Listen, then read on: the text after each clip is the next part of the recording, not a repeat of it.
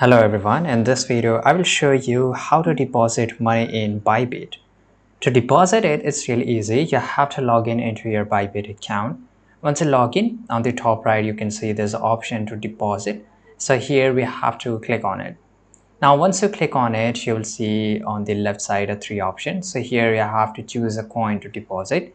So let's say that I will choose here Ethereum, right? And once I choose Ethereum here, it will ask me to choose a chain.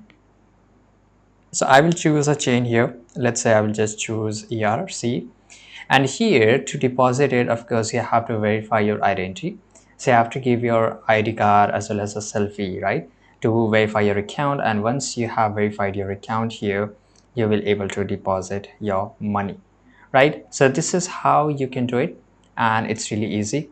And if you want to know how to deposit this fiat, so same way on the top right, you will get this option of fiat deposit. Now again you have to just wait.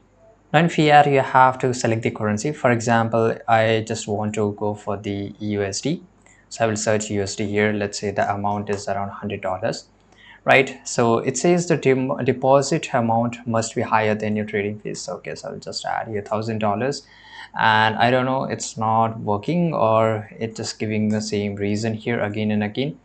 Let's say I will just go and choose here another currency, right?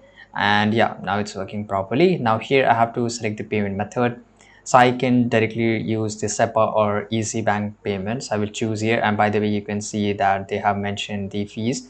So if you use a SEPA, it's around 0.1%, and if you use easy payment, that is around 0.08. So I think this is more, and this is a real time. Actually both are real time. And if you just go and click on more payment methods, you will see more payment methods here. And once you select it, you will get this option of continue. And of course you can only continue once you have verified your account. So this is how you can do it. I hope you found this video very useful. Subscribe.